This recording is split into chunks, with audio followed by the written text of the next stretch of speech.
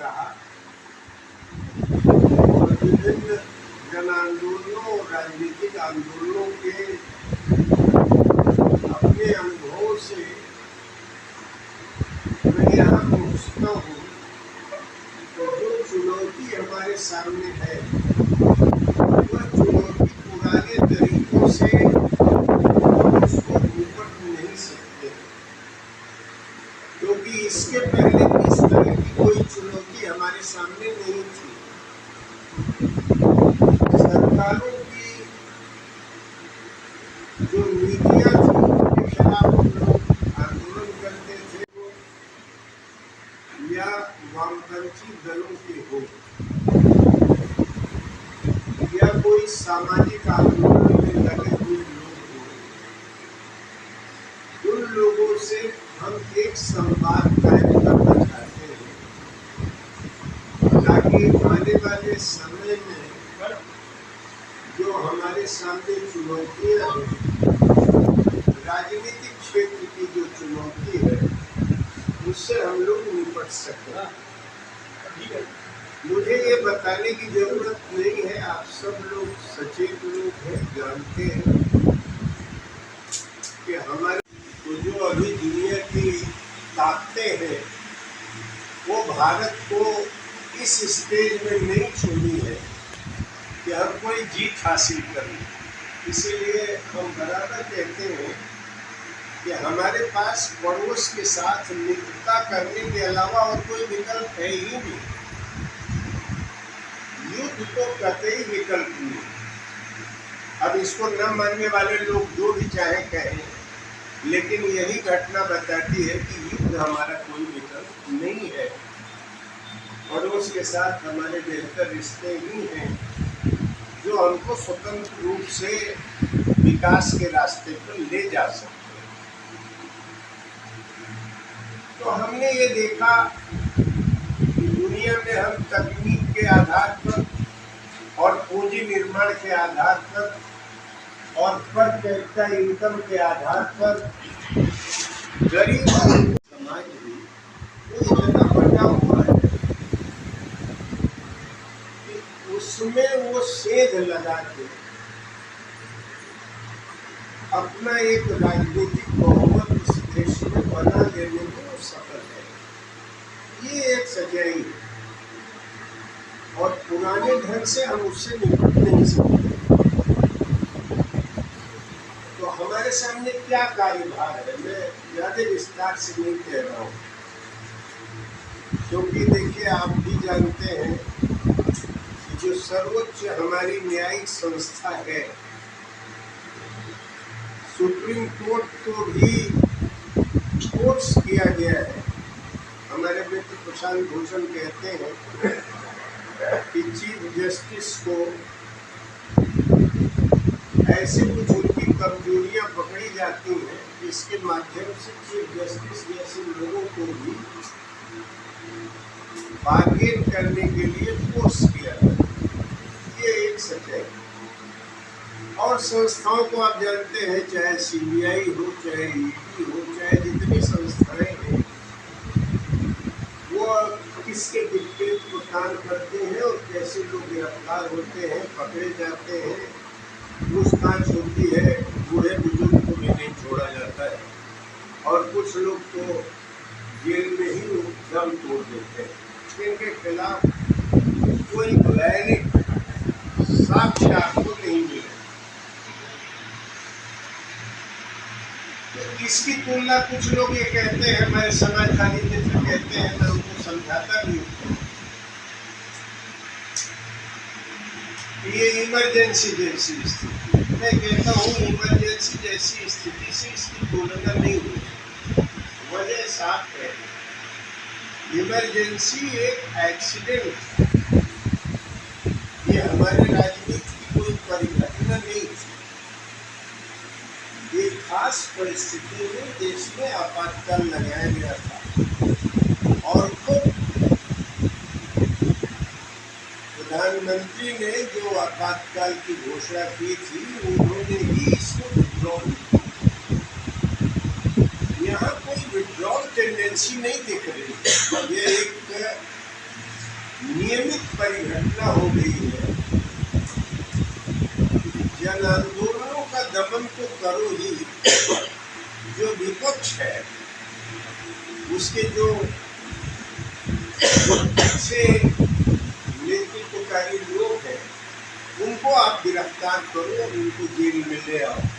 यह कोई एक पार्टी की बात नहीं है, कोई भी अगर विपक्ष में है तो उसके साथ ही परिघटना है।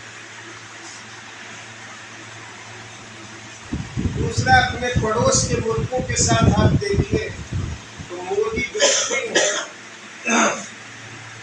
मोदी डॉक्ट्रिन के नाम पर जो प्रयोग हो रहे हैं, उस प्रयोग में धक्का खाने के बाद भी मैं डिटेल में नहीं जाऊंगा। 4 दिन का हमारा युद्ध रहा है और उस युद्ध के बारे में हम चाहे जो भी बातें कर लें, सच्चाई ये है कि हम विदेशी तकनीक पर निर्भर कोई भी राफेल खरीद के अगर ये सोचे कि हम पड़ोस के ऊपर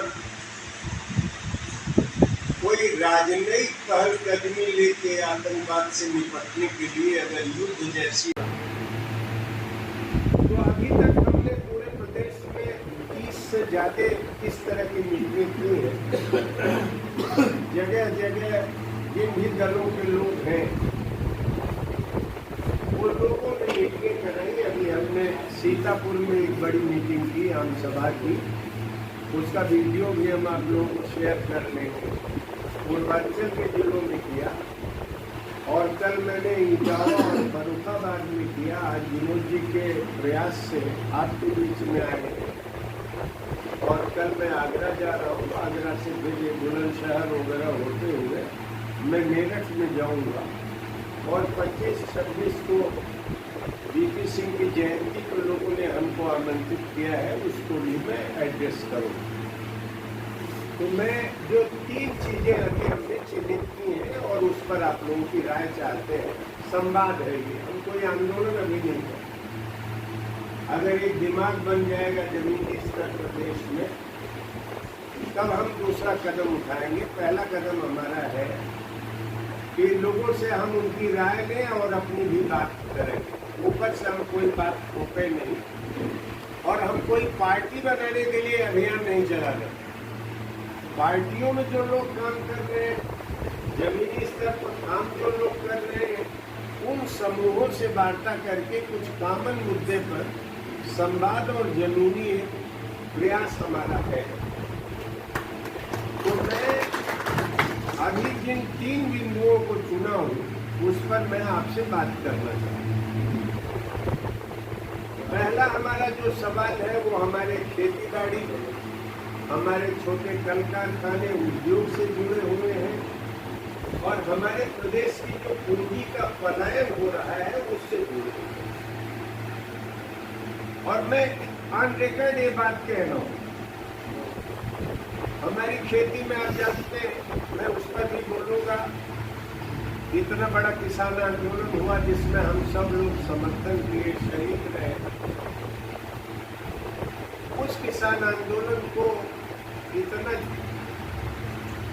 झेलना पड़ा है, वो आप लोग गवाह हैं, साक्षी हैं।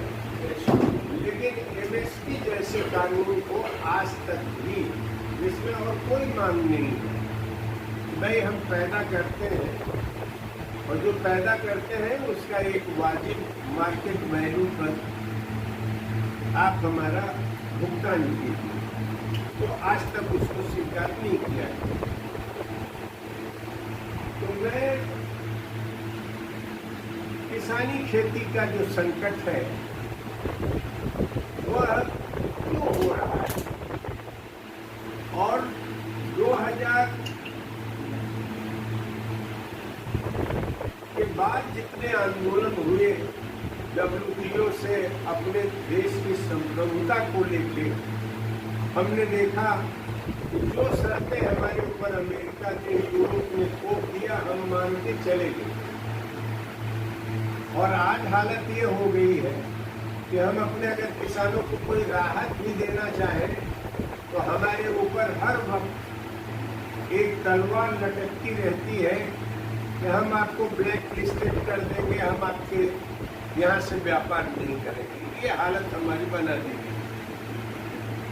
तो हमारा कहना है कि बिना खेती किसानी के, बिना हमारे छोटे कारखानों के, चाहे वो अलीगढ़ हो, चाहे मुरादाबाद हो, चाहे भदोही हो, चाहे कानपुर हो, चाहे आगरा हो, बगैर इन उद्योगों को नए सिरे से नई टेक्नोलॉजी के आधार पर खड़ा किए बगैर हम अपने देश में पूंजी नहीं बना सकते। अगर हम अपने देश में पूंजी का निर्माण नहीं कर सकते तो जो हमको वर्ल्ड बैंक और IMF पूंजी देगा वो हमसे कीमत वसूलेगा। और मैं ये देखता हूँ कि ये जो हमसे कीमत वसूली जा रही है वो हमारे देश की आज़ादी की कीमत वसूली जा रही है, हमारे नागरिकों के अधिकार की पर हमले हो रहे हैं। तो हम ये कह रहे हैं कि अगर आप चाहते हो कि पूंजी और तकनीक के क्षेत्र में आप आगे बढ़ो तो पहला काम ये है कि हमारी खेती किसानी और असंगठित क्षेत्र को मजबूत करो। अगर हमारे कल कारखाने, छोटे उद्योग और समूह नहीं बनेंगे तो आप नहीं बना सकते। आप पूंजी को निर्मित नहीं कर सकते हो। बाहर की पूंजी लेके, जैसे गांव की भाषा में या नगरों की भाषा में कहें, कर्जा मांग करके कोई अमीर नहीं बनता। तो हम कर्जा मांग करके क्या अमीरी करेंगे? हम दुनिया भर में कह दें कि हम बहुत नंबर 1 हैं, तो भाई दुनिया अपने पैरों पर खड़ी हो रही है, हमको भी अपने पैरों पर खड़ा होने के लिए मैं ये कहना चाहता हूँ कि खेती, छोटे उद्योग और सेक्टर, हम उत्तर प्रदेश में कहते हैं। आप कहते हो हमारे पास पैसा नहीं, हम कह रहे हैं हमको केंद्र से कोई पैसा मत दो। आप आंकड़ा उठा के देख लीजिए, हमारे पास उत्तर प्रदेश में जो अपने, जैसे अलीगढ़ में आपने जो पैसा बैंक में जमा किया, उस पैसे का 60% उन राज्यों को चला जाता है जो अपने यहाँ अपने भी पैसे को खर्च करते हैं, हमारे भी पैसे को खर्च करते हैं। जैसे तमिलनाडु है, वह अपने पैसे के साथ साथ हमारे पैसे को खर्च करता है, तो 1 से 20% वह पूंजी निवेश तमिलनाडु के विकास के लिए बिना केंद्र के सहयोग से अपने प्रदेश में करता है। हम अपने पूरा एवरेज हमने निकाला है, 40% हम अपना जो खर्चा है, 40% भी खर्चा हम अपने प्रदेश में, जिन जिलों में हम प्रबुद्ध हमारे बीच में बैठे हुए अध्यापक जो अक्सर सामाजिक राजनीतिक कार्यकर्ता और अन्य हमराही साथी,